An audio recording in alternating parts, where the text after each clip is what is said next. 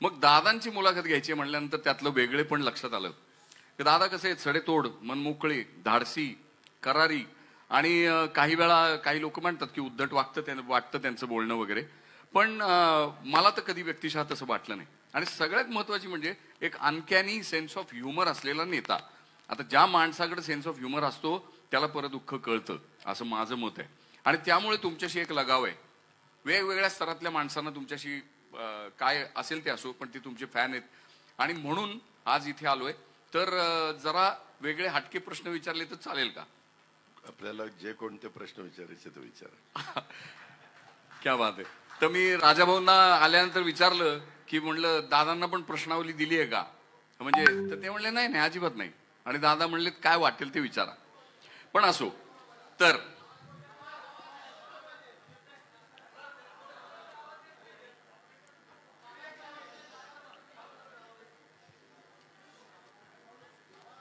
चालू येतोय का आवाज? आवाज येतोय आता?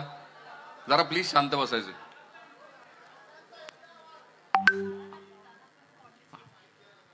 माझा काय आवाज येत नाही तो वाटतोय. दादांचा आवाज येत नाही? अच्छा, माझा आवाज येतोय का?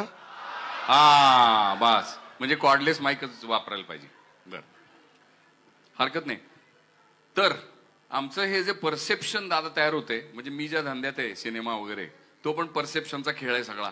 आणि तुमचा जो व्यवसाय आहे किंवा जे कार्यक्षेत्र आहे असं म्हणूया, तेही परसेप्शनचं आहे. तर मला आता सांगा की गेल्या काही दिवसात राजकारणाबद्दलचं परसेप्शन हे फार वेगळं होत चाललं आमचं, सामान्य माणसाचं. आम्हाला काही राजकारण कळत नाही बरं. आणि म्हणजे तुम्हा लोकांना असं वाटतं की आम्हाला काहीच कळत नाही, आणि ती खरी पण गोष्ट आहे.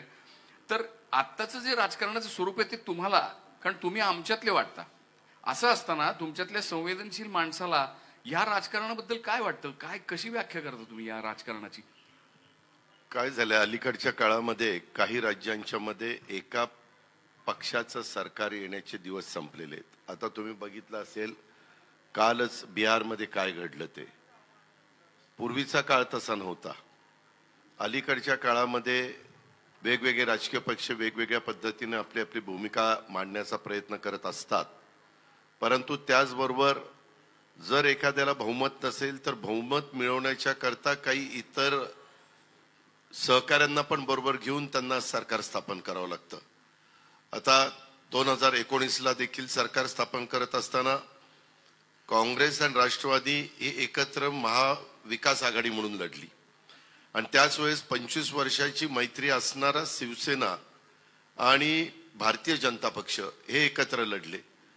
निवडणुका झाल्यानंतर काय अचानक गोष्टी घडल्या, कुणाचं काय मनात आलं काही कळायला मार्ग नाही.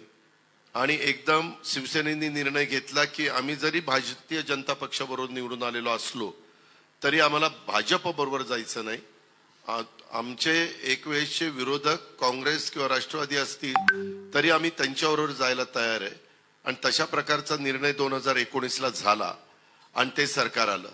वास्तविक सरसेनापती हिंदू हृदय सम्राट बाळासाहेब ठाकरेंनी जी शिवसेना काढलेली होती ती कोणत्या उद्देशाने काढली ते आजही त्यांचे वेगवेगळ्या प्रकारचे तुम्ही जर क्लिप बघितल्या किंवा भाषणं ऐकली तरी ते त्याच्यामध्ये स्पष्ट त्यांची भूमिका असायची. आणि त्या पद्धतीनं त्यांनी जोपर्यंत ते हयात होते तीच भूमिका घेऊन ते पुढे गेले. परंतु त्याच्यानंतरच्या काळात उद्धवजींच्याकडं शिवसेनेची सूत्र आली, अर्थात ती बाळासाहेबांनीच दिली. ती आल्यानंतर त्यांनी कशा प्रकारे निर्णय घेतले, त्याच्या मागचं काय कारण आहे, कशामुळे ते दुखावले गेलेले होते आणि त्याच्यामुळे 25 वर्षाची मैत्री सोडून त्यांना सरकार स्थापन करण्याच्या करता निवडणुकीच्या निमित्तानं जनतेने कौल दिलेला होता. कारण दोघांची संख्या यांची 105 यांची 56 म्हणजे क्लिअर मेजॉरिटी 161 होती, शिवाय अपक्ष होते.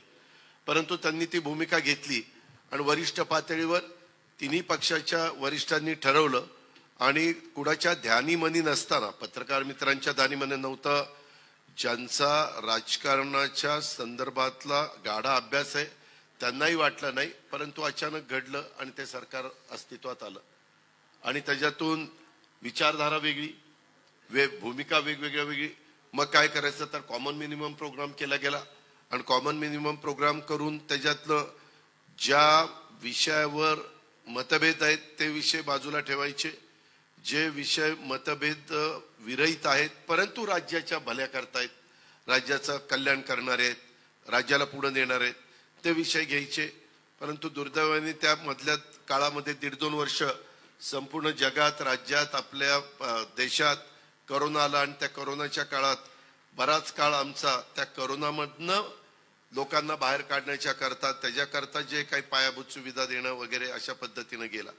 आणि नंतर पण हे सरकार चाललेलं असताना 2.5 वर्ष झाल्यानंतर आताचे राज्याचे मुख्यमंत्री सन्माननीय एकनाथराव शिंदेंनी वेगळी भूमिका घेतली. त्याच्यात पण त्यांचं पक्षांतर्गत काय ठरलं मला माहिती नाही, परंतु भूमिका घेतली. ते राज्याचे प्रमुख झाले, देवेंद्रजी उपमुख्यमंत्री झाले, सरकार त्याचं काम करायला लागलं, आम्हाला विरोधी पक्षामध्ये बसायला लागलं. मी आपल्याला एक सांगतो की नुसतं विरोधी पक्षामध्ये बसलं तर तुम्ही विकासाची कामं करू शकत नाही. तुम्ही विरोध करू शकता, सत्ताधारी पक्षाच्या ज्या काही चुका होतील त्या जनतेला दाखवू शकता, तुम्ही सातत्याने जागृत राहायचं काम करावं लागतं. जर एखादी गोष्ट घडली तर त्याच्यामध्ये विरोधी पक्ष नेता म्हणून किंवा विरोधी पक्ष म्हणून तुम्हाला तुमची भूमिका तिथं स्पष्टपणे मांडावी लागते. अशा प्रकारच्या गोष्टी त्या ठिकाणी कराव्या लागतात. परंतु आता आम्ही महाराष्ट्रामध्ये ज्यावेळेस फिरत असतो, पूर्वीचा काळ फार वेगळा काळ होता. आताच्या काळामध्ये त्या गावच्या सरपंच असतील, उपसरपंच असतील किंवा गावातले कुणी कार्यकर्ते असू द्यात, कुठल्याही राजकीय पक्षाचे असू द्यात, त्यांना आपली विकासाची कामं झाली पाहिजेत, माझ्या गावातले प्रश्न सुटले पाहिजेत, माझ्या नगरपालिकेच्या वॉर्डाचे किंवा कॉर्पोरेशनच्या वॉर्डाचे प्रभागाचे प्रश्न सुटले पाहिजेत. अशा प्रकारे कटाक्षाने त्यांचा कल असतो, प्रयत्न असतो. आणि मग त्याच्यातून 5 वर्षांनी पुन्हा निवडणूक आल्यानंतर ती महिला राखीव तरी वॉर्ड होतो किंवा पुरुष असतो किंवा ओबीसी होतो, SC ST होतो, अशा वेगवेगळ्या प्रकारच्या गोष्टी त्याच्यामध्ये घडतात. आणि ते सगळ्या गोष्टी ह्या अलीकडच्या ह्या 5 वर्षाच्या काळात, म्हणजे आता ह्या सगळ्या गोष्टीला जवळपास 4.25 वर्ष झाली. ह्या 4.25 वर्षाच्या काळात महाराष्ट्रातल्या जनतेने या सगळ्या गोष्टी कशा कशा झालेल्या त्या पाहिलेल्या आहेत. त्याच्यावर प्रत्येक जण विचार करत असताना वेगळ्या पद्धतीने विचार करतो. मगाशी राजाभाऊ मानेंनी सांगितलं त्या पद्धतीनं साधारण इलेक्ट्रॉनिक मीडिया, सोशल मीडिया यांचा खूप मोठा पगडा आता ह्या सगळ्या गोष्टीवर आहे. मागं देखील 2014ला जेव्हा देशाचे पंतप्रधान नरेंद्र मोदी साहेब झाले त्यावेळेस सोशल मीडियाचा वापर किती वेगळ्या पद्धतीनं करता येऊ शकतो आणि जनाधार कसा बदलू शकतो हे उभ्या भारताने बघितलं. त्याच्या आधी परदेशामध्ये ते चालायचं, आपल्या इथं तितक्या पद्धतीनं कधी घडलेलं नव्हतं, परंतु आपल्यामध्ये 2014ला घडलं आणि त्या प्रकारे बदल झाला. 2019ला पण तीच परिस्थिती आपल्याला देशात पाहायला मिळाली. आता उद्याची 2024ची परिस्थिती आपल्या सगळ्यांच्या समोर आलेली आहे.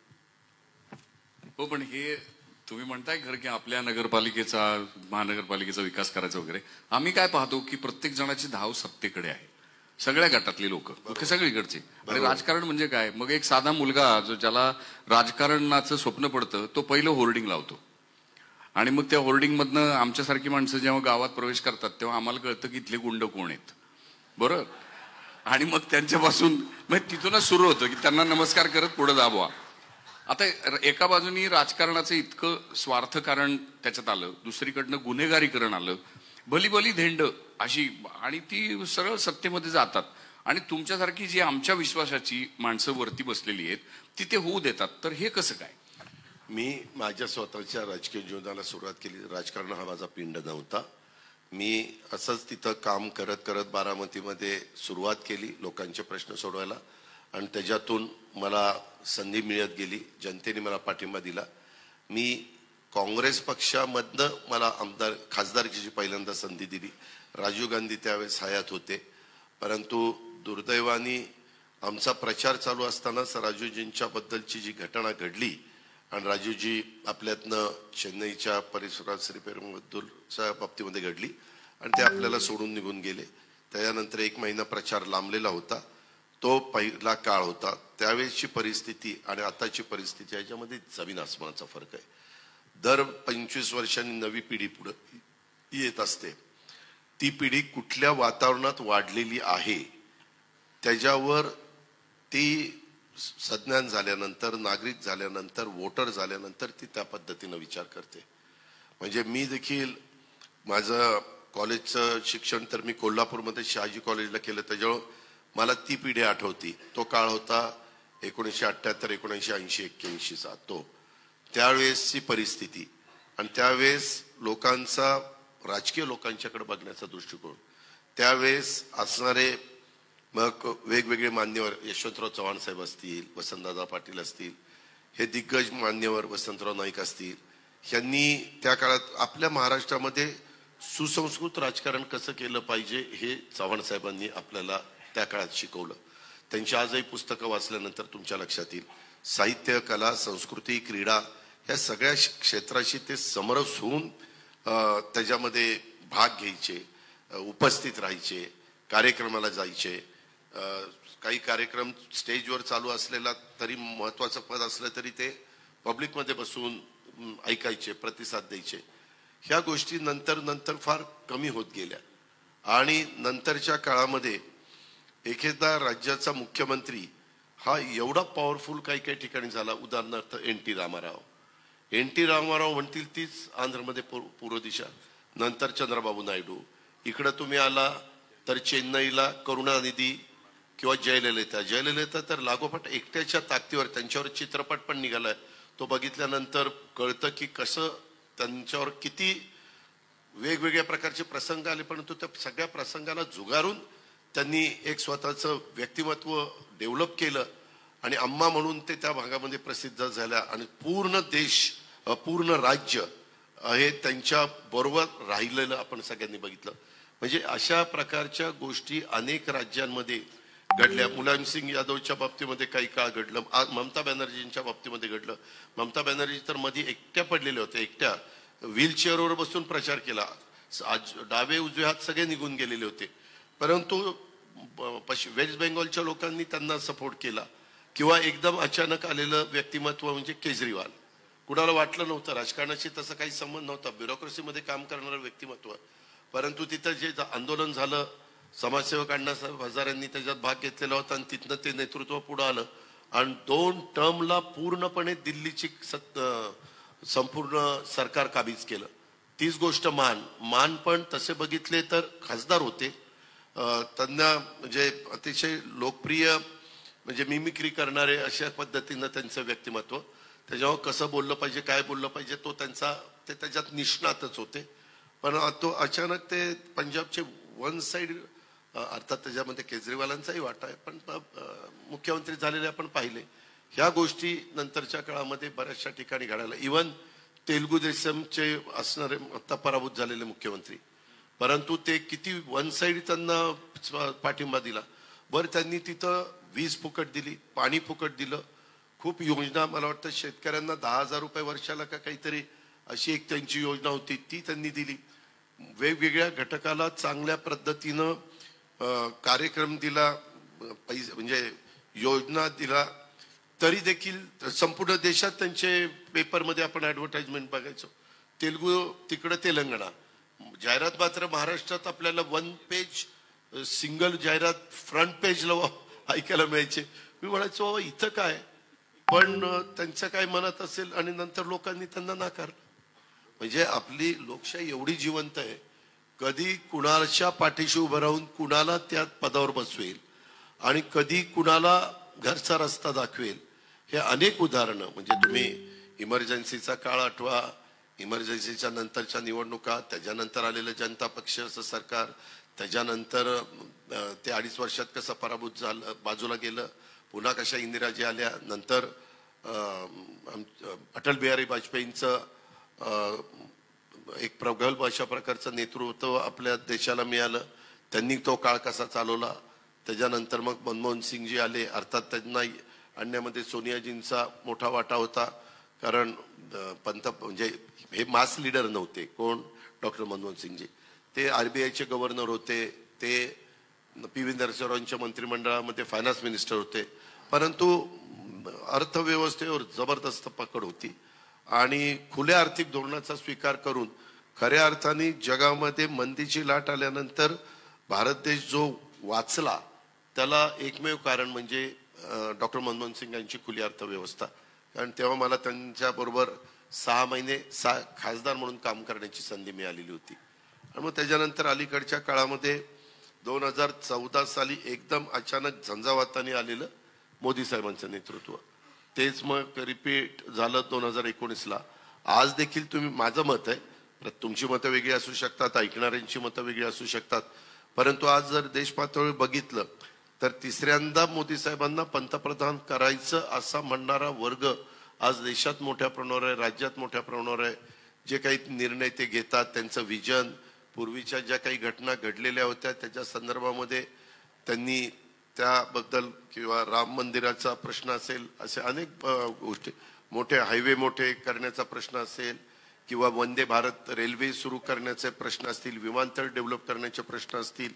ज्यावेळेस परदेशामध्ये जातात त्यावेळेस परदेशामध्ये जो रिस्पॉन्स दिला जातो, एक भारताचं एक वेगळ्या प्रकारचं स्थान परदेशामध्ये आज निर्माण झालेलं आहे, ते असेल.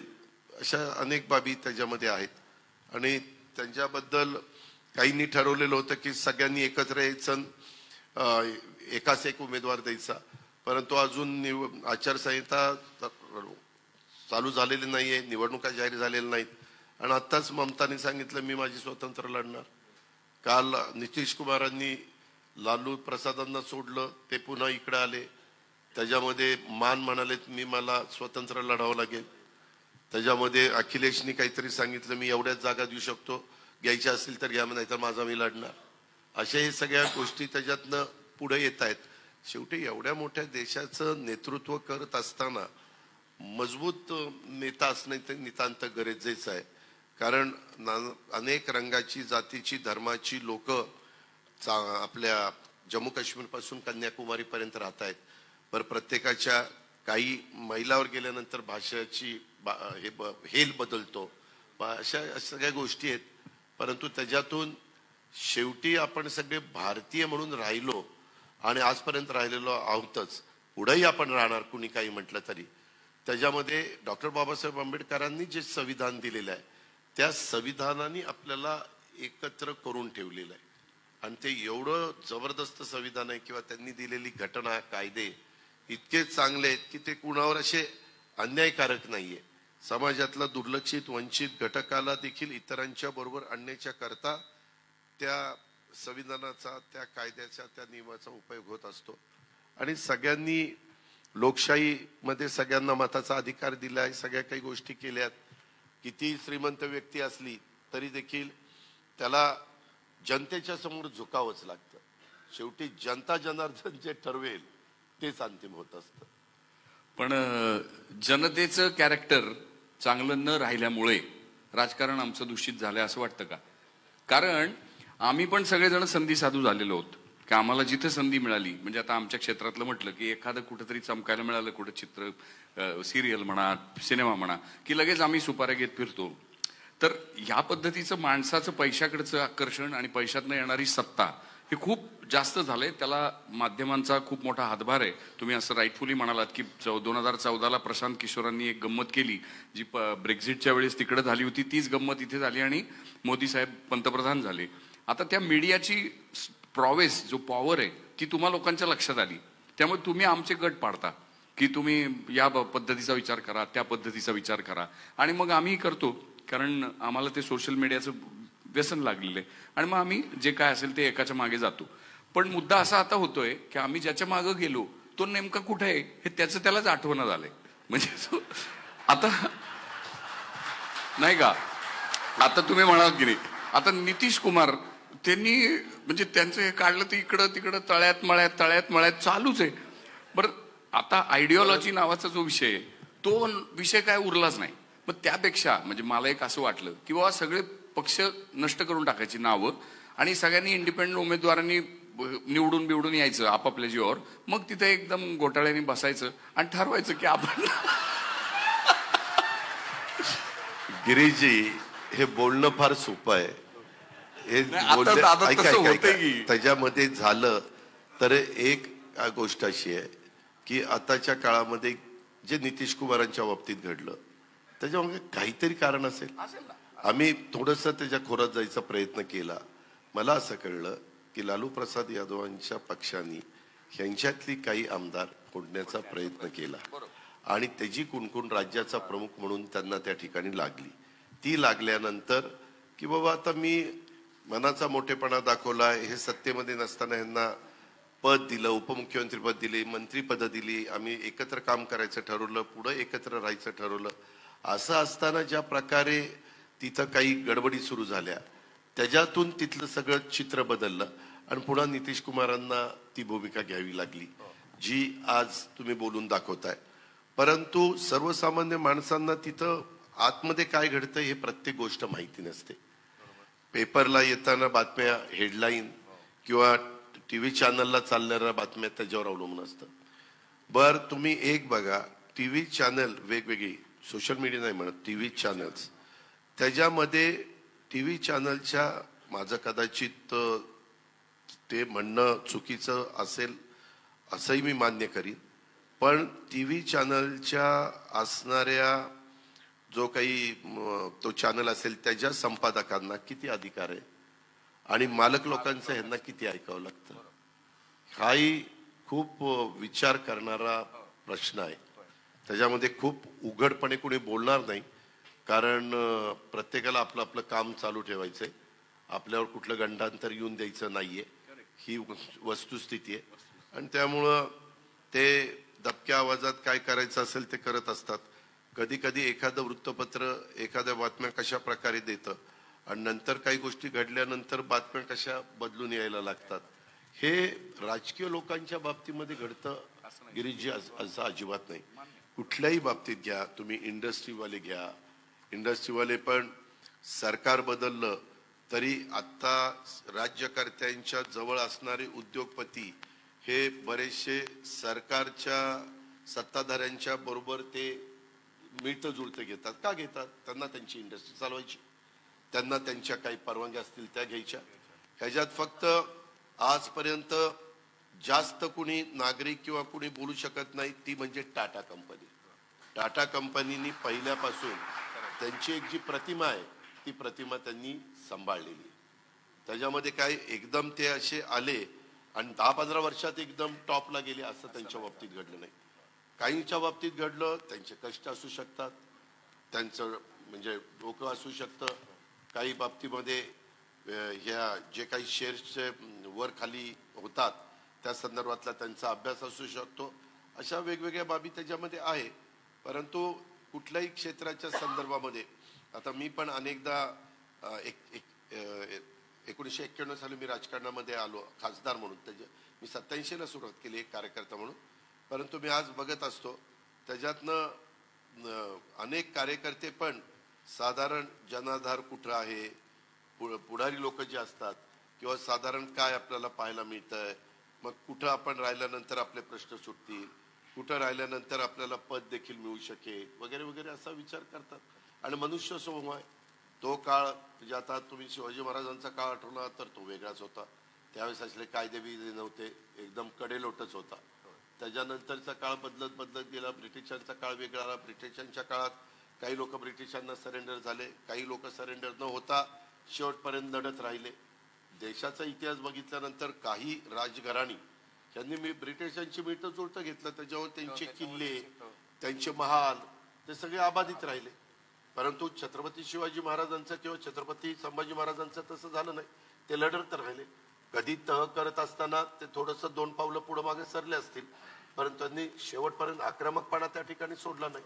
तीच गोष्ट नंतरच्या काळामध्ये बाजीराव पेशव्यांच्या बाबतीमध्ये जर आपण बघितलं तर त्यांनी देखील तेच केलं.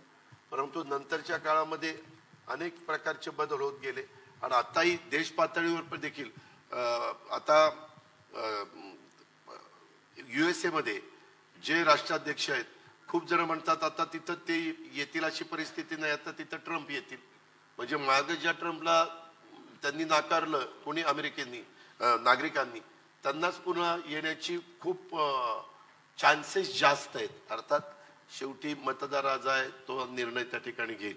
तसं आपल्याही देशामध्ये ही सगळी परिस्थिती बघत असताना देश एकसंघ ठेवण्याच्या दृष्टिकोनातनं अनेक जाती धर्माचे लोक, सेक्युलर विचारधारा ही देखील आपल्या देशामध्ये महत्वाची आहे. आम्ही आज ही भूमिका स्वीकारलेली असली तरी आम्ही सर्वधर्म समभाव ही भूमिका मी कुठं सोडली नाही. आज देखील नितीश कुमारांना विचारलं तर नितीश कुमार सरळ सांगतात माझं सेक्युलर विचारधाराच आहे. तीच गोष्ट ममता बॅनर्जीच्या बाबतीमध्ये अनेकांनी राजकीय जीवनामध्ये काम करत असताना अनेकांशी मिळतं जुळतं त्या त्यावेळेची राजकीय परिस्थिती लक्षामध्ये घेऊन निर्णय घेतलेले आहेत किंवा लिडरशिपकडे बघून निर्णय घेतलेले आहेत. किंवा आज जसं एकेकाळी राजीव गांधींची लिडरशिप देशामध्ये मिस्टर क्लीन म्हणून इमेज होती आणि पंडित जवाहरलाल नेहरू इंदिराजींना जेवढ्या जागा नाही मिळाल्या तेवढ्या जागा राजीवजींना मिळालेल्या आपण पाहिल्या. परंतु 5 वर्षांनीच राजीवजींची सत्ता गेलेली पण ह्या भारताने पाहिलेली. अशा सगळ्या त्या गोष्टी आहेत. त्याच्यामुळे आताच्या काळामध्ये काळानुरूप थोडंसं सगळ्यांनीच आपलं मत त्याच्याबद्दल ठरवलं पाहिजे की बाबा हे जरा आता अस्थिर झालेलं आहे आणि प्रत्येक जण आपापल्या परीनं शेवटी मी तरी काम करत असताना आपला राज्याचा विकास व्हावा, राज्याचे प्रश्न सुटावेत, देशामध्ये पहिल्या क्रमांकाचं राज्य म्हणून महाराष्ट्राचा जो नावलौकिक आहे तो नावलौकिक टिकावा आणि सगळ्यांना गुण्यागोविंदांनी राहता यावं. कुठलाही घटकाला तिथं भीतीनं तो जगतोय किंवा तो अस्वस्थ आहे आणि तो राहतोय, एक एक दिवस तो काढतोय, अशा प्रकारची वेळ कुणावरच येता कामा नये या मताचं मी. पण किती बरोबर बोलला तुम्ही. म्हणजे निर्भय समाज असला पाहिजे. पण आता तुम्हीच मगाशी म्हणालात की बऱ्याच लोकांना भीती वाटते की काहीतरी होईल म्हणून मग ते एका वळचणीला जाऊन थांबतायत. तर हे जे काय गणित होते ते काय, म्हणजे ते भय कितपत योग्य आहे असं दाखवणं, अशा पद्धतीची त्याच्या संदर्भामध्ये काय होतं, आम्ही ज्यावेळेस विरोधी पक्षात असतो त्यावेळेस कुठला ना कुठला मुद्दा काढायचा. तुम्ही बघा आता नितीश कुमारांची ज्यावेळेस ते लालू प्रसाद यादवांच्या बरोबर होते RJD बरोबर त्यावेळेस त्यांची भाषणं आणि आता ते जी भूमिका घेतली आता त्यांची भाषणं ही त्याच्यामध्ये बदल तो करावा लागतो त्यांना. त्याच्यामध्ये शेवटी लोकांना पण पटवून देण्याच्या करता का ही भूमिका घेतली हे सगळ्याच गोष्टी आपण ओपन करू शकत नाही. पण काही गोष्टी की लोकांच्या मनामध्ये त्या नेतृत्वाच्या बद्दल एक विश्वासार्हता तरी कमी होऊन देता कामा नये, नाहीतर तुम्ही राजकारणात टिकणारच नाही. अगदी बरोबर. पण हीच विश्वासार्हता म्हणजे आम्हाला ते असं म्हणले होते की काय जान दे देंगे लेकिन भाजपा के साथ नहीं जाएंगे. तर मग आपलाच नेता असतो आणि आपल्याच नेत्याच्या त्या वाक्यावर कसा काय विश्वास ठेवायचा, कारण आता दुसरीच परिस्थिती आली. तर हे फार कुचंबणा आमच्यासारख्यांची होते. मान्य आहे, तुम्ही राजकारणात नसल्यामुळे, तुम्ही एक कलाकार असल्यामुळे, परंतु जबाबदार नागरिक असल्यामुळे तुम्ही त्या अँगलनी विचार त्या ठिकाणी करत असता. आता उदाहरणच घ्या, कलाकार म्हणून एक आठवलं, नाना पाटेकर काय म्हणाले, माझं पूर्णपणे कुटुंब आणि माझे वडील काँग्रेस विचाराचे होते कारण त्यावेळेस काँग्रेसच होती. नाना पाटेकर आले त्यावेळेस म्हणले मी शिवसेनेचा होतो, म्हणले ना की मी शिवसेनेबरोबर होतो. आणि बाळासाहेबांचे विचार अनेकांना आवडले होते, दादा कोंडकेलाही आवडलेले होते, तसेच त्यांनाही आवडले, ते त्यांच्या विचाराबरोबर राहिले. त्याच्यानंतर आता ते म्हणतात की मला भाजपचे विचार आवडतात. आता तीच व्यक्ती, तोच कलाकार, परंतु त्या काळामध्ये त्यांच्याही मनामध्ये मतपरिवर्तन झालं. त्यालाही काही कारण असू शकतात ना. ते जर आपण नानांशी बोललो तर तुम्ही पण नानांशी गप्पा मारू शकता, मी नाना दिलखुलासपणे सांगणार, नाना काय हातचा बच्चा ठेवणार नाही, ही वस्तुस्थिती. हो नाही पण नाना उत्तम अभिनयपटू आहेत हे तुम्हाला माहिती. अभिनयपटू पण उत्तम नाना वक्ता पण आहे. हा, नाना उत्तम वक्ते आहेत आणि अतिशय भारतातले कसलेले अभिनेते आहेत. परखड त्यांचं हे असतं, तेच म्हणजे परखडपणा म्हणा किंवा इतरही गुण यांचा अभिनय ते उत्तम करतात. तर त्यामुळे पण मला वेगळंच म्हणायचंय दादा की तुम्ही आता बऱ्याच विषयांना स्पर्श केला आणि फार महत्वाचं बोललात तुम्ही की आम्ही आमच्याकडेच बघतो एका परीनं की ह्या नानांच्या उदाहरणातून तुम्ही सांगितलं की आम्ही पण वेगवेगळी वळचण पकडतो आहोत.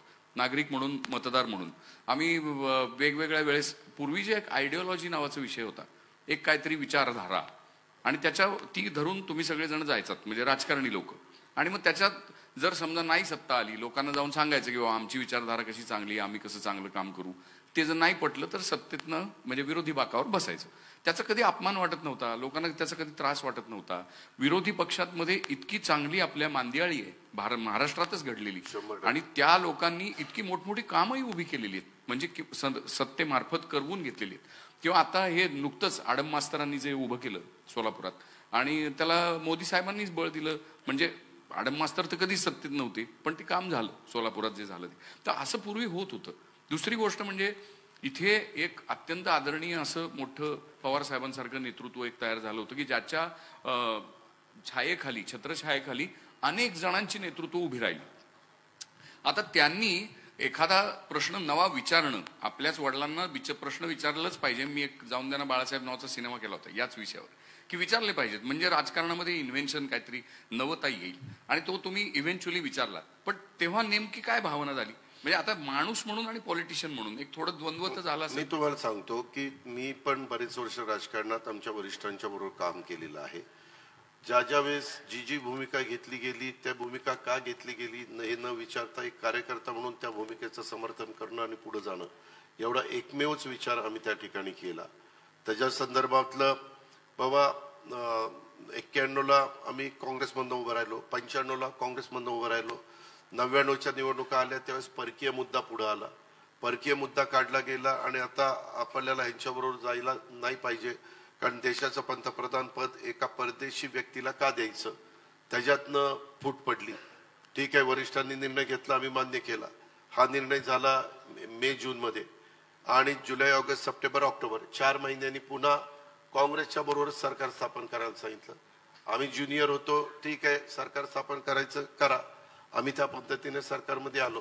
परंतु त्यावेळेस सिनियर नेते असणारे भुजबळ साहेब असतील, तारिक अनवर असतील, संगमाजी असतील, आज संगमाजी हयात नाही, परंतु पदमसिंह पाटील असतील, विजयसिंह मोहिते पाटील असतील, हे सगळे दिग्गज नेते होते. परंतु आज त्याच्यातला एकही नेता बरोबर नाहीये. आज सगळेच नेते बाजूला गेलेले आहेत. त्यावेळेस आम्ही ज्युनियर होतो, मी असेल, जयंत पाटील असतील, दिलीप वळसे पाटील असतील, सुनील तटकरे असतील, आर पाटील असतील. आर पाटील आज हयात नाही. त्याच्यामुळं त्या गोष्टी आम्ही करत गेलो.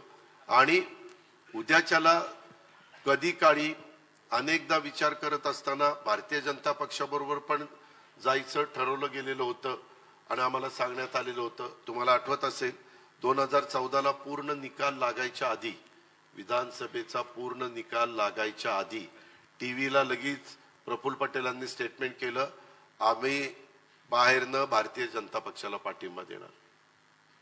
वरिष्ठांनी निर्णय घेतला, आम्ही गप्पा ऐकून घेतला, आणि त्या प्रकारे पाठिंबा दिला गेला.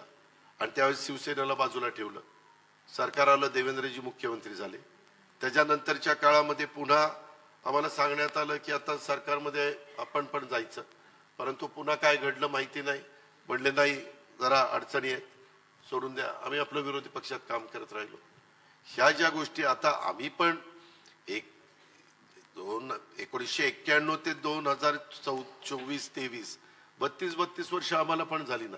शेवटी उद्याच्याला विचार करत असताना पुढच्या कार्यकर्त्यांचं काय, पुढच्या पिढीचं काय, उद्याच्याला काय भवितव्य आहे, काम करत असताना आज देशामध्ये कोण नेतृत्व म्हणून आपल्याला दिसतंय, एक मजबूत नेता, जागतिक दर्जाचा नेता म्हणून कोण दिसतंय, कुणाला विजन आहे.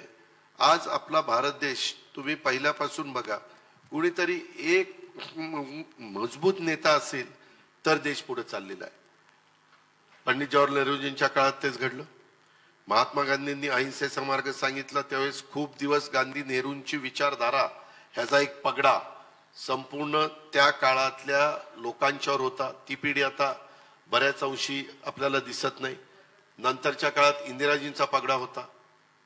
त्याच्यानंतरच्या काळामध्ये इंदिराजी जरा इमर्जन्सीच्या बाबतीत त्यावेळेस जनतेला वाटत होतं की हे चुकीचं झालेलं आहे, हे जरा हुकुमशाही पद्धतीचं झालेलं आहे, लोकांनी नाकारलं. त्याच्यानंतर पुन्हा काही बदल झाले, पुन्हा इंदिराजी आल्या, परंतु नंतर त्यांच्या कशा पद्धतीनं सुरक्षितेनं त्यांना म्हणजे त्यांच्यावर गोळ्या घातल्या हे आपण सगळ्यांनी बघितल्या. तो जबरदस्त धक्का आपल्याला होता. त्याच्यानंतरच्या काळात राजूजी आले, राजूजींचा काळ आपण सगळ्यांनी बघितला. याचा अर्थ ह्या देशामध्ये एक कोणतरी मजबूत नेता असल्याशिवाय देशाचा कारभार नीट चालत नाही असं माझं स्पष्ट मत झालं आहे. माझं मागे जनता पक्षाच्या काळात त्यावेळेस अनेकांनी वेगळी भूमिका घेतली आणि वेगळी भूमिका घेऊन एक वेगळा बदल केला. जनता पक्ष म्हणून नवीन पक्ष उदयाला, नांगरधारी शेतकरी म्हणून त्या ठिकाणी आला. त्या काळामध्ये अनेकांनी विशेषतः बिहार, उत्तर प्रदेशमध्ये फार मजबूत भूमिका घेतली गेलेली होती आणि बाकीच्यांनी सगळ्यांनी साथ दिली. परंतु ते सरकार तर 2-2.5 वर्ष पण टिकलं नाही. अतिशय हुशार माणसं त्याच्यात होती, हुशार, परंतु ती हुशार माणसांची सगळी डोकी एकत्र आल्यावर सगळंच बट्ट्याबोळ झाला की नाही. म्हणजे ती खिचडी झाली. खिचडी चालत नाही आपल्या लोकांना. पण आता तुम्ही जे असं म्हणताय की काय स्थल काल परत्वे परिस्थितीनुसार वेगवेगळ्या गोष्टी कराव्या लागतात, पुढची पिढी, मोठं नेतृत्व, त्या वेळेसच्या परिस्थितीचा विचार करावा लागतो. पण म्हणून हे राजकीय वातावरण सगळं एवढं गढूळ का व्हायला पाहिजे? म्हणजे जबाबदारीनी, सभ्यपणाने मत भिन्नता का नाही बोलली जात? ते पण आपल्याला का गिरीशजी टाळी एका हाताने वाजत नाही, दोन्ही हात लागतात. काही जण रोज सकाळी 9-10 वाजले हो की भोंगा वाजतो, चालूच करतात, वाजतोच. हो. आणि ते बोलताना कधी एखादं चांगलं घडलं तरी त्याला सपोर्ट करायचं असं कधी नसतं. चांगलं झालं तरी त्याच्यातलं वाईट काय झालंय तेच काय कुणाच्या मनात नसणार तिथं आणायचं आणि त्याच्यावर त्याचं डोकं गर गर गर गर गर केलं पाहिजे. हे असले जे प्रकार आहेत ना. नाही, आणि त्याच्यामध्ये मीडियावाल्यांचं पण भरपूर हात आहे. म्हणजे ती मंडळी त्यांना खूप TRP मिळवून देतात असं माझं वैयक्तिक मत आहे. पण नाही, ते मीडियावाले काय म्हणतात, ठेव का आम्ही ज्यांचं दाखवल्यानंतर आमचा TRP वाढतो त्यांचंच दाखवणार. पण TRP वाढवण्याच्या नादात ते वाईट भाषा वापरतात असंही माझं मत आहे की जास्त वाईट बोललं, काहीतरी एकदम टोकाचं काहीतरी बोललं की लोक अरे काय बोलले हे बघा म्हणून लोक सगळे बघत. बरोबर आहे. त्याच्यामुळं तुम्ही बघा, मी अलीकडं कधी फार कुठे काही वेडेवाकडे शब्द कधीच वापरत कधीच. मी 12-15 वर्षापूर्वी एकदाच वापरला, जी माझी पूर्ण. ऍक्च्युली ते ना तुम्ही अतिशय मनापासून बोलला होता, हे लक्षात येत होतं. आमच्या गावाकडे काय बोलतात ते सांगायला लागलं तर काय होईल. पण तिथं मी आपलं सुसंस्कृत नेते यशवंतराव चव्हाण साहेबांच्या तिथं तुम्ही जाऊन आत्मक्लेश केला सकाळी 7 ते संध्याकाळी 7. आणि तेव्हा ठरवलं की बाबा आपण आता हे राजकीय क्षेत्र निवडलेलं आहे. आपण जरी आपल्याला ग्रामीण भागातले काही शब्द माहिती आहेत, म्हणी माहिती आहेत, काही गोष्टी माहिती आहेत, तरी ग्रामीण भाग आता 50%च राहिलेला आहे. आता शहरी भाग 50% झालेला आहे. ह्या शहरामध्ये अनेक बाहेरच्या राज्यातली पण लोक आलेली आहेत. सुशिक्षित सगळे पिढी, विशेषतः इंग्रजी माध्यमातून शिकलेली किंवा वेगळ्या प्रकारचा विचार करणारी अशी मोठ्या प्रमाणावर आहे. आणि त्यांना हे शब्द एवढे खटकतात त्यापेक्षा त्या शब्दाला आपल्या तोंडातनं बाहेरच पडून द्यायचं. बरोबर. पण हा दिलदारपणा तुम्ही दाखवला, चूक मान्य केली, तिथे जाऊन आत्मक्लेश केला. मी आतापर्यंत जेव्हा चुकलो त्यावेळेस सांगितलेलं ही माझी चूक झाली. कारण माझं स्वतःचं स्पष्ट मत आहे. मी आजही सगळ्यांना सांगतो, तुमच्या मुलाखत घेत असताना, जो माणूस काम करतो तो चुकतो. करेक्ट. जो माणूस कामच करत नाही, नुसत्या चुकायचा प्रश्न, कामच करत नाही कसा चुकेल. खरी गोष्ट. जो निर्णय घेईल तोच निर्णय घेताना 100 निर्णय घेतल्यानंतर कदाचित 5-10 निर्णय चुकतील, पण हा जो 90-95 बरोबर येतील. चूक कबूल करण्याचा हा जो गुण आहे तो व्यक्ती म्हणून दादा घरात वापरतात का, कुटुंबात? नाही, मी कुठेही वापरतो. का शेवटी आपल्याकडे एक म्हण आहे, जित्याची खोड मेल्याशिवाय जात. बरोबर. त्याच्यावर ज्या आपल्याला सवयी आहेत त्या किती आपण आवडला, आपण मनाला सांगितलं ए बाबा आता बरोबर असं करायचं ते तिथं जाईपर्यंत राहतं. नंतर एकदा आपण मूड मध्ये आल्यावर काय बोलतो. खरी गोष्ट आहे. तुम्ही कलाकार म्हणून पण तसंच करताय. तसंच करतो. पण तुम्ही मूड मध्ये असणं दादा नेहमीच लोभच असतं, असं का नाही? पण बहुतेक मला असं वाटतं तुमचा हा जो आत्मक्लेशाचा जो प्रयोग होता तो त्याला फारसं लोकप्रियता नाही मिळाली. कारण सारखंच तिथं बसावं लागेल बहुतेक, म्हणून लोक तिथं कोणी गेली मी नाही. तुम्हाला सांगू का, मी कधी माझी गोष्ट कुणाला करण्याच्या करता किंवा दाखवण्याच्या करता करत नाही, पण ती चांगली गोष्ट ऐका ना, आज मी महाराष्ट्रामध्ये फिरत असतो, सकाळी 6ला त्या ठिकाणी सुरुवात करत असतो. आता इथं माझे सहकारी बसलेत, आमदार काही सहकारी. मला लवकर सकाळी जायचं होतं, मी 6ला बाहेर पडलो, माझ्या कामाला सुरुवात केली. गंगावीसला मी वाटतं 7-7:30ला पोहोचलो. म्हणजे पहिलं काम करून दुसरं काम. त्याच्यात पण कुणीतरी सांगितलं आता ह्या तालमीत गेला, आता आमच्या तालमीत ये. अरे आम्ही कुठल्याही तालमीत यायला तयार आहे ना, आम्ही तयारच आहे, आम्ही लंगोट घालूनच तयार आहे, ये.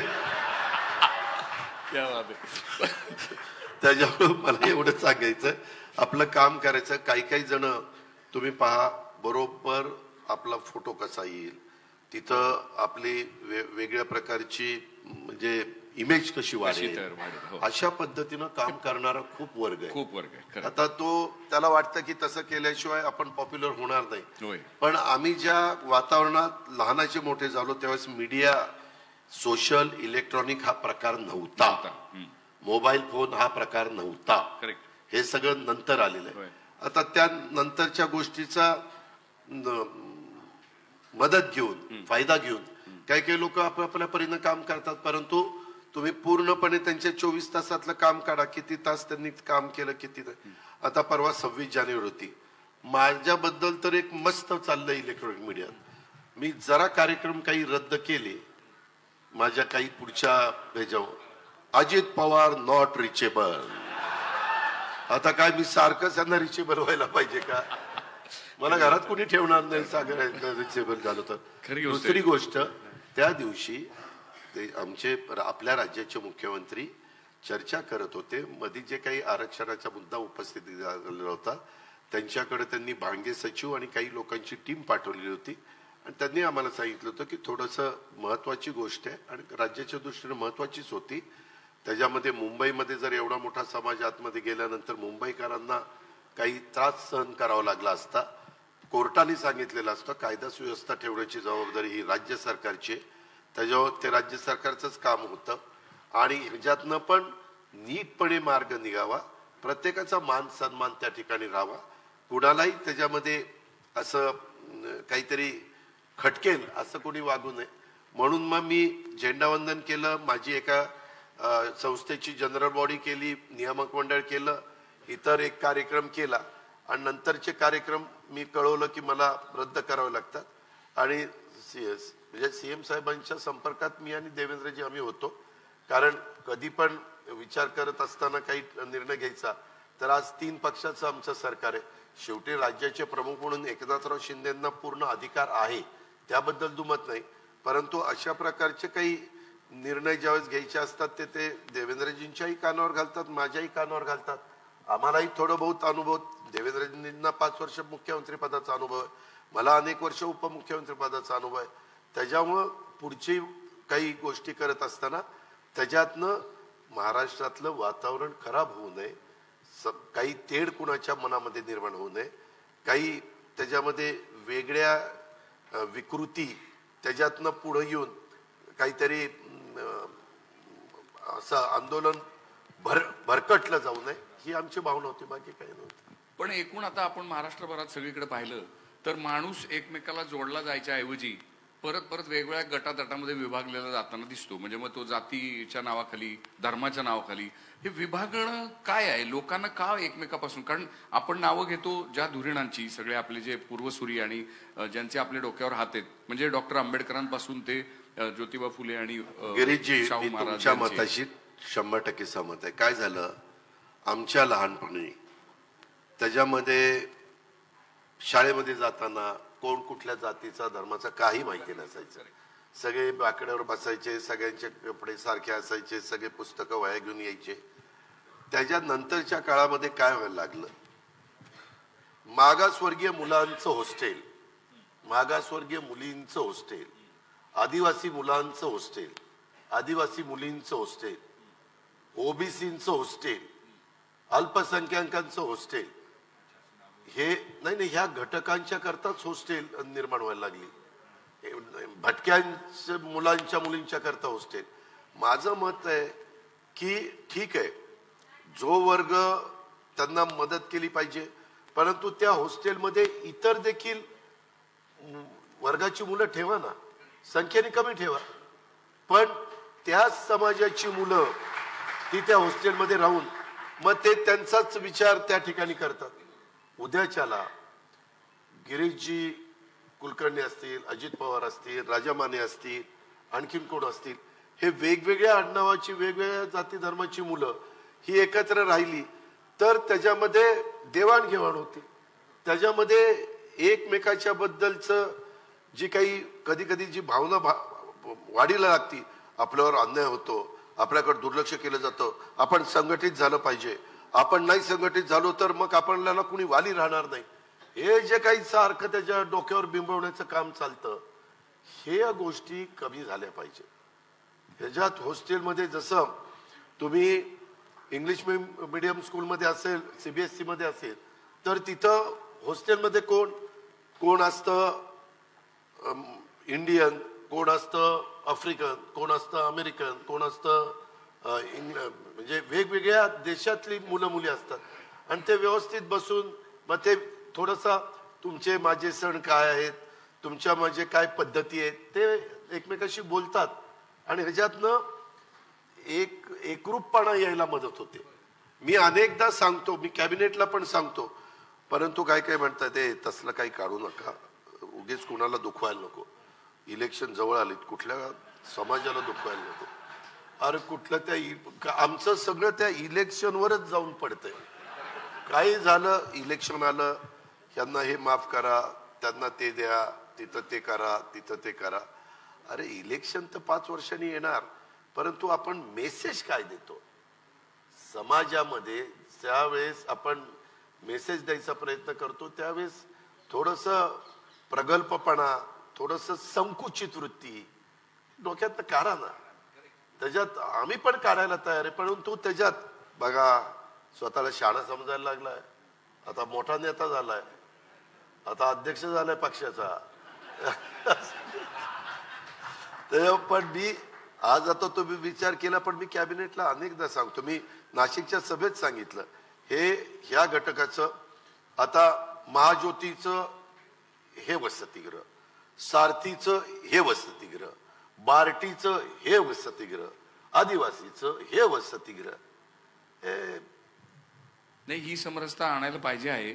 आणि त्याच्यासाठी म्हणजे असं वाटतं की तुमच्यासारखे पुढारी जर जनतेला रोखठोकपणाने हे सांगतील की बाबा हे बरोबर आहे, तर ते कदाचित बदल घडतील, पण सावकाशीने घडतील, लगेच काय घडतील अशातला भाग नाही. पण एका दुसरी इलेक्शन सोडावी लागेल कदाचित त्यासाठी, पण तोपर्यंत आमचं वय होऊन जायचं. नाही नाही दादा, तुम्ही अजून यंग आहात. तर पण आता म्हणजे देशभरामध्ये भाजपबद्दल विरोधी पक्ष असं म्हणतो की हे पक्ष फोडतात आणि सत्ता कमवतात. अशा माणसांबरोबर जाऊन बसताना मग अडचण येते. तुम्ही मला सांगा, काँग्रेसचं ज्यावेळेस सरकार होतं, काँग्रेसच्या सरकारच्या काळात काँग्रेसही तेच करत असेल ना, ज्यावेळेस जुन्या लोकांना माहिती असेल किंवा अभ्यास करणाऱ्यांना, 1957च्या इलेक्शन मध्ये तुमच्या माझ्या महाराष्ट्रात, विशेषतः पश्चिम महाराष्ट्रामध्ये शेतकरी कामगार पक्ष फार स्ट्रॉंग पक्ष होता, फार स्ट्रॉंग होता. इतकी मजबूत फळी होती, इतकी जबरदस्त त्यांची भाषणं व्हायची, विचारधारा वगैरे एवढं जबरदस्त होतं. त्यावेळेस एक सुसंस्कृत नेतृत्व चव्हाण साहेबांनी त्यांना सगळ्यांना सांगितलं, तुम्ही तिथं एवढं सगळं करत बसून विरोधी पक्षात राहून तुम्हाला कामं होणार आहेत का? तुम्ही काँग्रेसमध्ये या, काँग्रेसमध्ये आल्यानंतर तुमची कामं होतील, तुम्हीच त्या ठिकाणी निर्णय घ्याल.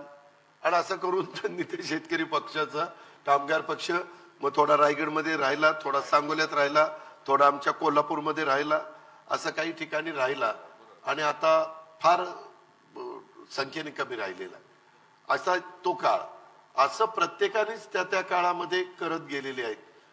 बेरजेचं राजकारण, तर बेरजेचं राजकारण चव्हाण साहेब करायचे. आताच्या काळामध्ये काय झालंय, शेवटी आज आम्ही राज्यामध्ये 144 आमदार निवडून आणू शकत नाही, आम्हाला राज्यात कारभार पण करायचा आहे.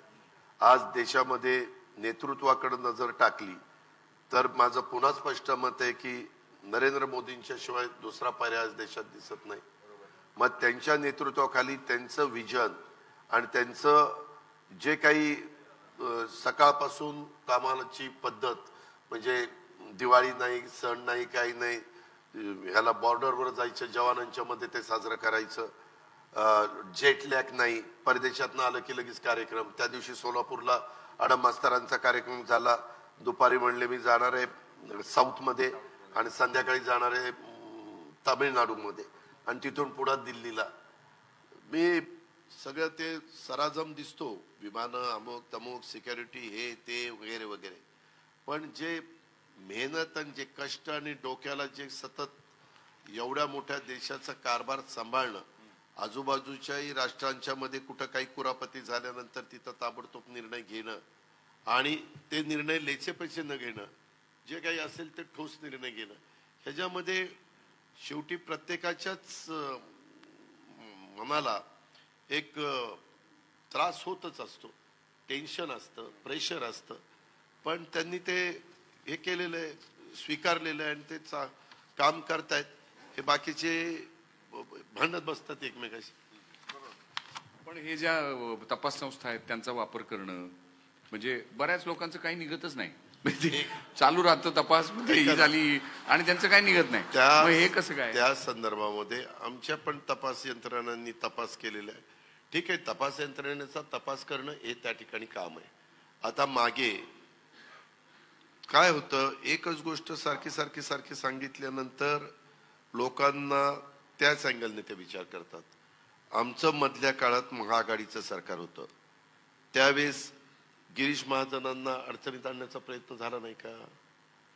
त्याच्या संदर्भामध्ये तपास यंत्रणेकडनं देवेंद्र फडणवीसांना अडचणीत आणण्याचा प्रश्न झाला नाही का? कितीतरी लोकांची मी तुम्हाला नावं दाखवतो ना. मी दोन्ही बाजूनी म्हणतोय, हे कशाला असं का केलं जातं? ते त्याच्या संदर्भामध्ये जर माहिती काही मिळाली आणि तर तपास केला तर गोष्ट त्या ठिकाणी वेगळी. खरं तर ह्या सगळ्या संस्थांना स्वायत्तता आहे, त्यांनी स्वायत्ततेचा वापर करून त्या गोष्टी केल्या पाहिजेत असं माझं स्पष्ट मत आहे. पण त्याच्यात ज्यावेळेस कुणाच्या बाबतीत घडतं त्यावेळेस बोललं जातं की तपास यंत्रणा येतील. आता त्याचा बोबाटा जास्त होतो. इन्कम टॅक्सला जर वाटलं की यांनी इन्कम मोठा केलाय परंतु टॅक्स दिला नाही तर ती यंत्रणा तपास करणारच. माझ्याकडे आता फायनान्स आहे, माझ्याकडे जीएसटी आहे, म्हणजे SGST माझं म्हणजे राज्याचं, स्टेटचं आणि CGST केंद्राचं. तर आम्हाला पण त्या CGSTला SGSTला एक रेट टाकायचा अधिकार आहे. त्याच्यामध्ये कुणी चुकीचं सापडलं तर जेलमध्ये टाकायचा अधिकार आहे. पण मी त्या कमिशनरला सांगतो, तुझं जे असेल, तुझी टीम नियमाप्रमाणे करा. कुणालाही त्याच्यात मुद्दामून बळजबरीनं कुणीतरी सांगते म्हणून त्रास देता कामा नये. तुमच्या सोर्सेसमधनं माहिती आली, कुठं GST कुणीतरी चुकवलेला असेल, अशा प्रकारची कागदपत्र तुम्हाला मिळाली तर जरूर तुम्ही जा, तुमचं काम करा. अशा पद्धतीने मी सांगतो. आता माझ्या काळामध्ये GSTचा रेट पडल्या तर अजित पवारांनी मुद्दाम रेट टाकल्या असं पण म्हणण्यात अर्थ नाही. आम्ही पण उद्याच्या झालंच तसं. बघा अजित पवार आता GSTचा रेट टाकण्याला लागला असं होतं. बरं, पण तुम्ही आता सत्तेत आहात आणि एकूण तुम्ही म्हणताय की महाराष्ट्राची नक्की काय कल्पना करता तुम्ही? म्हणजे येत्या दिवसामध्ये महाराष्ट्राचा विकास काय पद्धतीने झाला पाहिजे, नेमकं आपल्याला काय हवंय? माझं स्वतःचं स्पष्ट मत आहे की राज्यात आणि देशामध्ये लोकसंख्या मर्यादित राहिली पाहिजे. त्याबद्दल सगळ्यांनी अतिशय स्पष्ट भूमिका घेतली पाहिजे. वेगवेगळ्या जाती धर्माच्या लोकांनाही सांगितलं पाहिजे, कुठल्याही धर्मामध्ये किती पण तुम्ही लोकसंख्या वाढवा असं सांगितलेलं नाही, किती मुलं तुम्ही जन्माला घाला असं काही सांगितलेलं नाही. तिथं पहिलं सगळ्यांनी लक्ष दिलं पाहिजे. आणि त्याच्यानंतरच्या काळामध्ये वेगवेगळ्या, आत्ता तरुण मुलगा तयार झाल्यानंतर त्याचं क्वालिफिकेशन पूर्ण तो ग्रॅज्युएट झाल्यानंतर त्याच्यानंतर तो त्याच्या पायावर उभं राहायला पाहिजे, अशा प्रकारचं शिक्षण तिथं देण्याची गरज आहे. पूर्वी होतं 11वी, म्हणजे ब्रिटिशांच्या काळापासून 11वी PDFY SY TY, 75ला ते थांबलं, म्हणजे 47 ते 75 पर्यंत होतं. 75 ते आतापर्यंत 10वी 11वी 12वी FY SY TY असं आलं, त्याच्यात बदल केले पाहिजे. आता काही गोष्टीचं शिक्षण देऊन त्याचा काहीच मुलांना मुलींना उपयोग होत नाही. ते जरा पुस्तकं बाजूला ठेवली पाहिजेत. त्यावेळेसची परिस्थिती बघून ती पुस्तकं तयार केली होती. आता जग इतकं पुढे गेलंय, 21वे शतक आणि काय चंद्रयान वगैरे सगळं सगळं सगळं सगळं झालेलं आहे. त्या तुमच्या मोबाईलने तर सगळं जगच त्या मोबाईलमध्ये आणून ठेवले. पाहिजे ते कुठल्याही गोष्टी तुम्ही बघू शकता. अशा वेळेस त्याला अनुसरून शिक्षण त्या मुलांना मुलींना त्या बाबतीमध्ये दिलं पाहिजे असं माझं स्पष्ट मत आहे. मी सतत हे सांगतोय. मी आज फायनान्स मिनिस्टर म्हणून एज्युकेशन मिनिस्टर दीपक केसरकर जे पूर्वी इथं पालकमंत्री होते त्यांनाही मी ते सांगितलं. ह्या क्षेत्रातले आमचे कमिशनर सूरज मांढरे असतील, या क्षेत्रातले आमचे सचिव असतील, बाकीचे अभ्यासक असतील, त्यांनाही सांगतो की हे केल्याशिवाय गत्यंतर नसेल. काळानुरूप आपल्याला काही गोष्टीच्या बदल हा करावाच लागेल. काही ज्या आपल्या वर्षानुवर्ष चालत आलेल्या ज्या परंपरा आहेत त्या टिकवल्या पाहिजेत. त्याचा मान सन्मान ठेवला पाहिजे. वडीलधाऱ्यांचा आदर केला पाहिजे. त्याही बद्दल दुमत असायचं काही कारण नाही. पण त्यांनी पण त्या पद्धतीनेच वागलं पाहिजे. नाहीतरी आपला आदर करतोय म्हणून इच्छाचा ह्याला कसं पाहिजे तसं असंही करून चालत नाही. त्याच्यामध्ये म्हणजे प्रत्येकाने आपापल्या परीनं किंवा ठीक आहे आता आपलाही बराच काळ झाला, आता ह्यांना आपण त्या ठिकाणी संधी देऊया, पुढच्या पिढीला तयार करूया, त्याच्या पुढच्या तयार असं ते झालं पाहिजे. पण ते खरंच राजकारणामध्ये निवृत्तीचं वय असलं पाहिजे का? नाही नाही, निवृत्तीचं वय कारण बाकी सगळ्या क्षेत्रात आहे हो. म्हणजे इव्हन आम्हाला सुद्धा गिरीशजी, आता आपली इतकी चांगली मुलाखत चाललेली का त्याच्यात मिठाचा खडा टाकायचा मिठाचं नाही नाही तसं नव्हे, जनरल असं म्हटलं. पण मला आठवतंय दादा, म्हणजे तुम्हाला कदाचित ते माहिती नसेल, पण माहिती नसेल नाही तुम्हाला आठवत नसेल, पण माझे एक ज्येष्ठ मित्र आहेत जे कोयनेमध्ये चीफ इंजिनियर होते आणि मोडक आणि दादांनी त्यांच्या म्हणजे त्या दादा आणि ती सगळी अधिकारी टीम यांनी इतकं भन्नाट महाराष्ट्राला म्हणजे कायम आयुष्यभर आपण कृतज्ञ राहावं असं काम केलेलं आहे. आणि ते काम मी जाऊन तिथं पाहिलं. त्याच्यावर आम्हाला सिनेमा करायचा होता. आणि आम्हाला मोडक सर म्हटले की दादा परवानगी देतील तुम्हाला शूट बीट करायला तिथे. पण ते राहून गेलं. ते येत्या दिवसात करू आम्ही. पण विषय असा होता की लेक टॅपिंग केलं होतं आपण. आणि ते लेक टॅपिंग माहिती आहे ना, कोयनेचा मोठा जलसागर आहे आणि त्याच्यात खालून भोग पाडले आणि मग ते पाणी घेऊन आपण जलविद्युत तयार करतो. तर ते अलीकडे पाडलं गेलं होतं. म्हणजे जमिनीतनं भोग पाड, जमिनीतनं खालून. जमिनीतनं पाडलं होतं. तर ते अलीकडे पाडलं गेल्यामुळे उन्हाळ्यामध्ये पाणी मागं जायचं, सरायचं आणि ते उघडं पडायचं आउटलेट. आणि तिथून मग जलविद्युत करता यायची नाही म्हणून ते पुढे जाऊन आतमध्ये खोलात पाडायचं होतं जमिनीतनं भोग. तर ते काम करायला जे आपली कोयनेचं जे जलविद्युत केंद्र आहे ते फार इम्पॉर्टंट आहे. कारण ते भारताची सगळी महाराष्ट्राची सगळी ग्रीड बॅलन्स करायला उपयोगाला येतं. तर तिथली वीज निर्मिती बंद ठेवावी लागणार होती आणि दादांनी तो निर्णय दिला होता की करा बिंदास, मी सांगतो. आणि ते त्या सगळ्याच टीमनी म्हणजे फार धाडसानी ते काम केलं. भारतीय तंत्रज्ञांनी, ऑफिसर्सनी. आपल्याला नेहमी असं वाटतं की सरकारी माणसं काम करत नाहीत, पण ते मिरॅक्युलस काम केलं. आणि त्याचा असणारे मोडक म्हणून चीफ इंजिनियर आणि त्या सगळ्या टीमवर विश्वास होता. आपण आपल्या लोकांच्यावर विश्वास ठेवायला शिकलं पाहिजे. आपली लोक चांगलं काम करू शकतात, तेवढी धमक आणि ताकद त्यांच्यात आहे. सारखं शंका घ्यायची जमल का नाही, ह्याला जमल का नाही. ठीक आहे, 1 तास झाला 1 तास. हो, 40 मिनिटं होते राजा. झालं आता शेवट. पण आमच्या डिजिटल मीडियाचा हा जो उदय जो आहे तो कोविडच्या काळामध्ये झाला. आणि राजाभाऊ मानेंनी त्याचं संस्थापक म्हणून जबाबदारी घेऊन त्यांनी ते उभं केलेलं आहे. तर त्यांना त्या डिजिटल क्षेत्राला एक सन्मानानं वागणूक मिळाली पाहिजे. त्याच्यावर मागाशी ऐका ना गिरीजी, मागाशी राजाभाऊ बोलत असताना मी ते बारकाईनं ऐकत होतो. आमच्याकडे ते डिपार्टमेंट आहे एकनाथराव शिंदे साहेबांच्याकडे, प्रसिद्धी आणि हे. पण मी तिथंच ढकलतोय अशातला भाग नाही. मला सारखे फोन येत आहेत. पुढची माझा 5ला कार्यक्रम होता, हे काय हसन मुश्रीफांचे सारखे फोन येत आहेत. तर त्याबद्दल माझी राजाभाऊंनाही विनंती आहे, तुम्ही तर म्हणजे काही डिजिटलचे सगळे मान्यवर त्यांनी ह्यांना पण एकनाथराव शिंदे साहेबांशी पण बोलावं, देवेंद्रजींच्याही कानावर घालावं. माझा ह्या गोष्टीला राजाभाऊ पूर्ण पाठिंबा राहील. मी उद्याच्याला माझी देवेंद्रजींच्या बरोबर चर्चा आहे. काल मी आणि सीएम त्या शंभूराज देसाईंच्या लग्नात एकत्रच होतो, तर मी त्याच्यामध्ये सकारात्मक आहे. शेवटी काही काही गोष्टी कराव्या लागतात, त्या त्या वेळेची परिस्थिती बघून, आणि त्या आपण करू. पण आपल्यातले जसं थोडंसं आम्हाला म्हणजे राजाभाऊंच्यामुळं आणि ह्या बाकीच्या सगळ्यांच्यामुळं मी जसा इथं आलो, तसं इतर पण एकनाथराव शिंदेच्या संबंधित काही असतील, देवेंद्रजींच्या असतील, त्यांनी तिथंही प्रयत्न करावा, म्हणजे आपल्याला हे लवकर करून घेता येईल. मी अजिबात टाळत नाही, मी पूर्णपणे सकारात्मक या बाबतीत आहे. संपायची का? Thank you so much. किती तुम्ही दिलखुलास बोललात.